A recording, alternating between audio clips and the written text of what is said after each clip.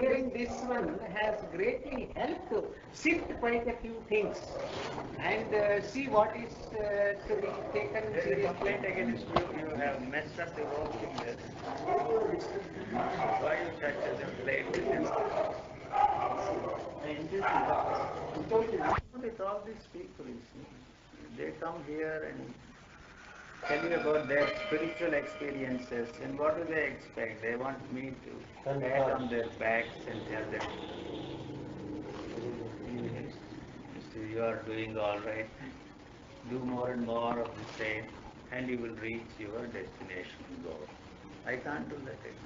It can be not necessarily, it can be the other way also. Suppose I have some experiences and I have attached importance, but I learn from a man who is really speaking out of his own experiences, as various other sciences also, that is not the one to be given importance to.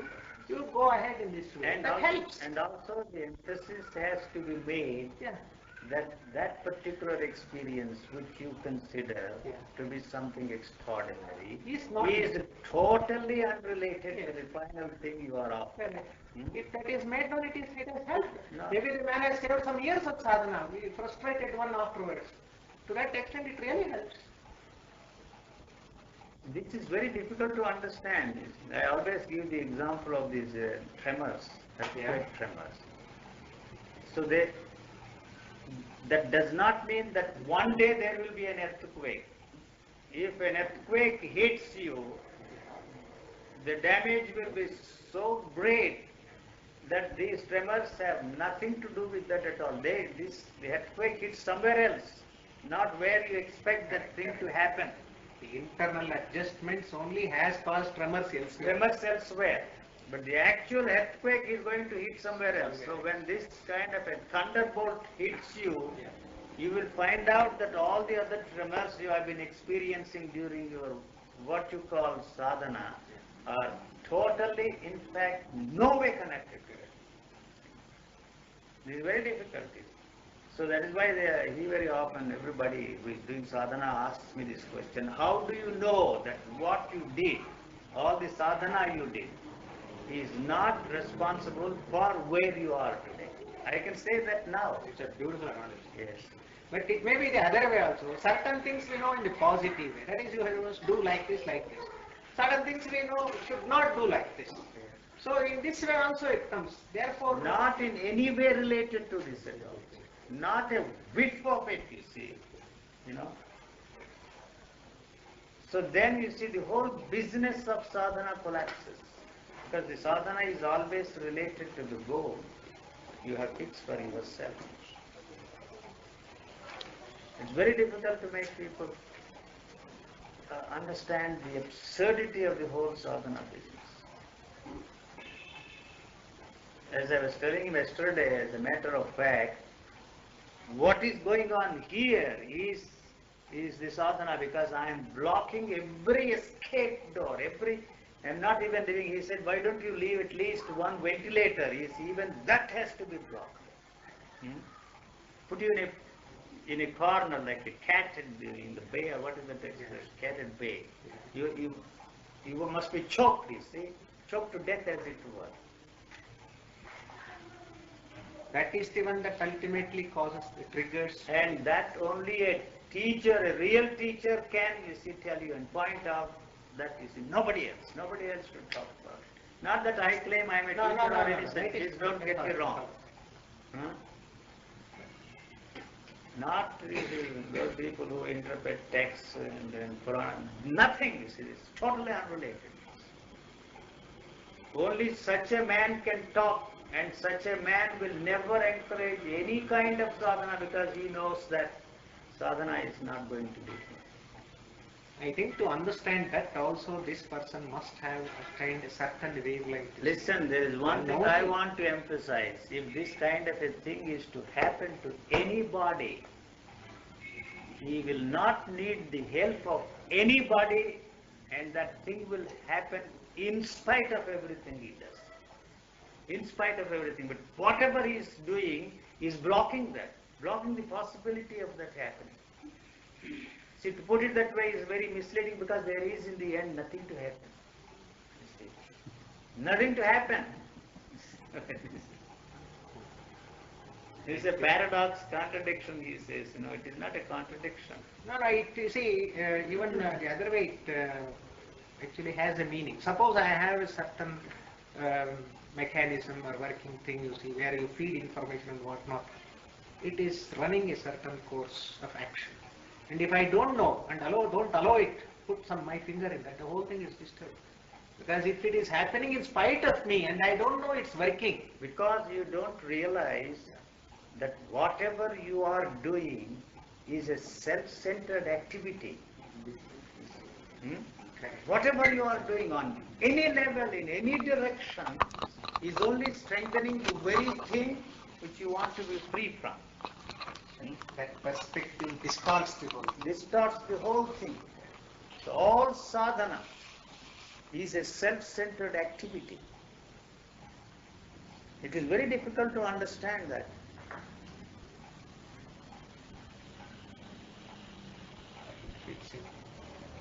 Especially those who are trained in this drawing, engineering drawing perspective. Yes. See how, depending on the angle, what is regular form appears as an irregular form. See, and once the perspective point or the viewpoint is changed, even from the XY coordinate and also the Z coordinate, the whole thing changes. It's because the instrument which you are using is born in the field of cause and effect. So it cannot conceive of the possibility of any happening outside the field of cause and effect. So your interest is only to find out the cause, how it happened to a particular individual, so that you can make it happen in your case. That's why that is not the instrument, and there is no other instrument. So this is A-causal. It's working backward from the effect. It's a quantum jump, It jumps from here to there. See? So you cannot link up these two things. Anything I say will not please you, because I say you and I are sitting on the same bank of the river. You put me on the other side of the bank and you want to cross over, and the boat you have, however extraordinary it may be, is a leaky boat and you will sink. That's all.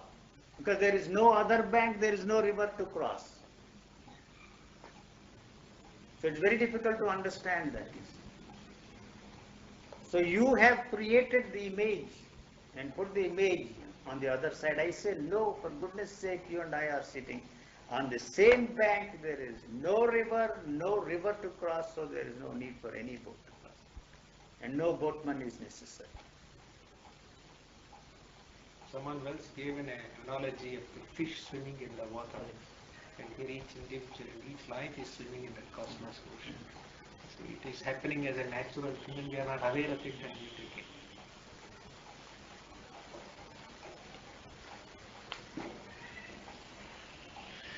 So that is why I say nobody can guide you at all. So there are no guidelines, because this man himself does not know the terrain.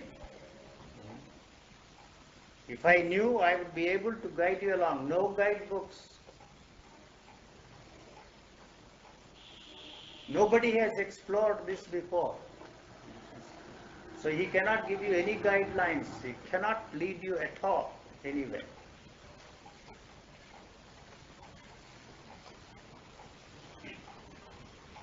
It's not that I am against gurus, or I don't know. It's not that at all.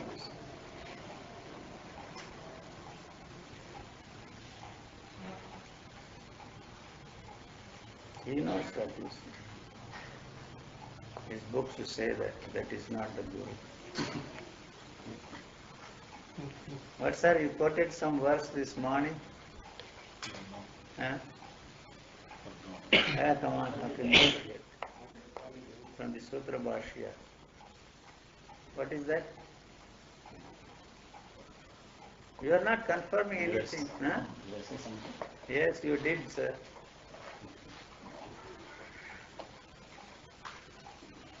Quote it again.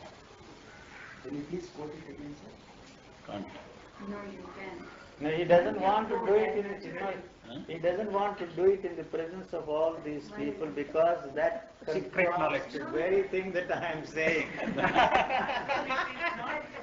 He is not telling. No. Yes. I'm not telling you. No, not that. That Sanskrit word confirms exactly what I am saying. He has confirmed it many more times Many before more. also. No, he will never do it in the presence of others. Please tell. Come on, sir. No effort, न शास्त्रेण न बलेन न वीर्येण वा सम्भवति तनोगुं स्वां भवति. This is the statement. Sakshi's text. Or by your efforts. Bala means. Virya means your capacity. Courage. Anything of the sort will help you for that. Only if it decides that it should happen, only it will happen. So that does not mean it is some sort of a mystery. The Upanishad says, whomsoever it chooses. You see, that is the Upanishad. What is it? Whomsoever it chooses. To him it happens. To him it happens. That does not mean that there is any power outside of you. to have. You see. And it chooses because you are the deserving man and nobody else is. It is not in that. I am not interpreting the text. I don't know what it says. I don't care. You see, that potential is there already. So it has to, you see, you see, the capacity to explode is there, you see, in you, because if through some strange chance, if through some luck, It clicks. that thought remains without splitting itself into two. Hmm? So anything you do, any effort you make means that you are splitting that thought into two. After all, it is thought is a vibration, it's matter. See, thought is matter because it is that gives substance and materiality to the things. So the life is energies. So it is all the time trying to convert itself into energy. In the final analysis, there is neither matter nor energy. They are interchangeable. But when the thought takes its birth there, it is matter. But in its very nature, it splits itself into two. If through some luck or some strange chance it remains without splitting itself into two, something has got to happen to that, you see. And there it explodes. This is an atom. You see, it's an atomic explosion. Because it's not one atom, but trillions of atoms are there in the human organism.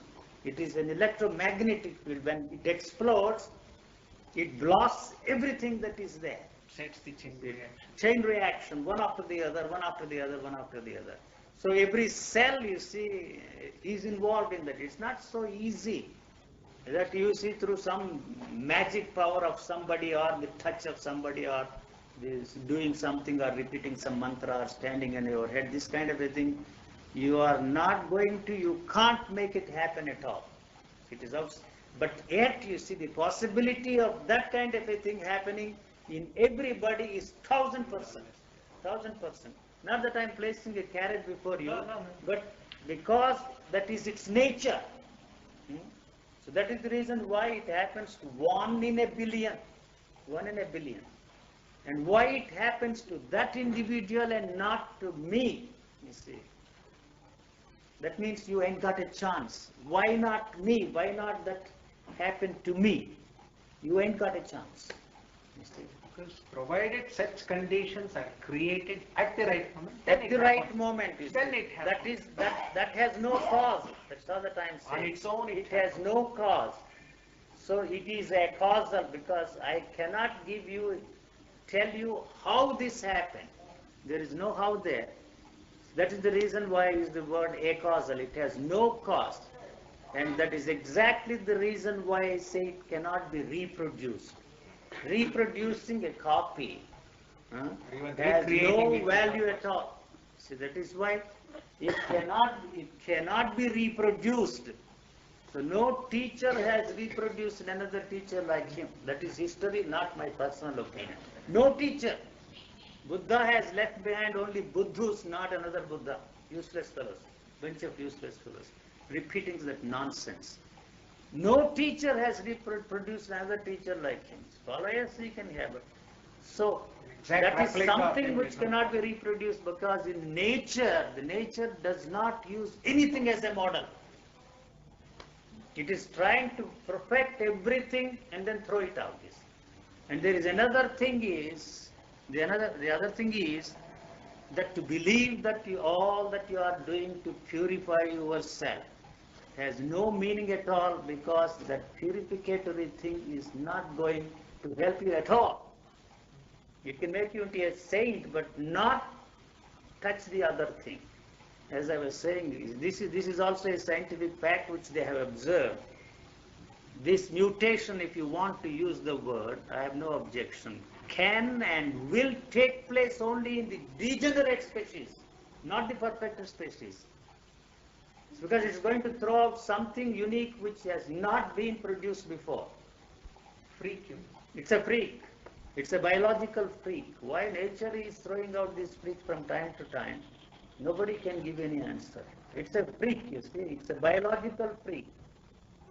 So that always happens in the case of degenerate species. That's why all your morality, all your denials, practicing this, that and the other has no meaning at all. It can produce a saint. A saint is a second class, third class, lost rate person as far as this is concerned.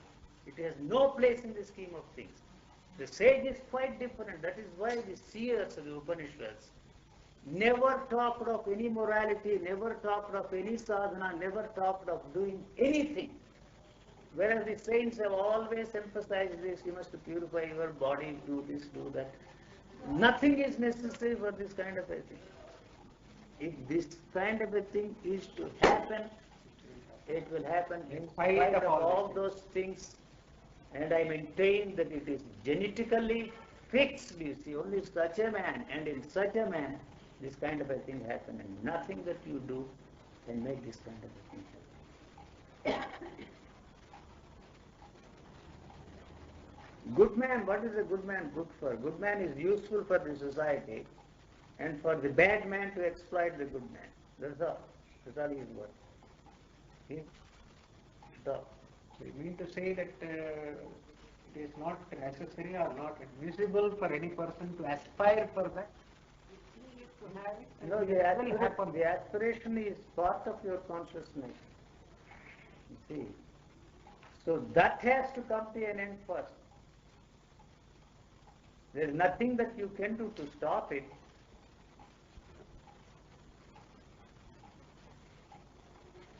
In other words, you cannot but do sadhana. You are doomed that way. No, if we hear this... Even if you drop sadhana, yeah. even that, you see, creates a struggle in you, see. Because the conflict You will is replace it with another kind of a sadhana. The Krishnamurti's gimmicks, you see, just be aware, choiceless awareness. You begin to practice those things, the gimmicks. They are all worthless here. The same old nonsense. The words are different, but the game is exactly the same. You cannot but do. No, you can also be in such a way that... But somewhere along the line, this realization that that is not the thing has to dawn upon you. When that happens, Yes. then we remain in a natural way. We just That allow cannot- the things to go as it is That without cannot thinking. happen as long as you have a hope that all these things, your experiences, are worthless. No, suppose that hope is And also that- left. Hope is also left. You see, after hearing you, suppose I come to a conclusion, hope is an impediment,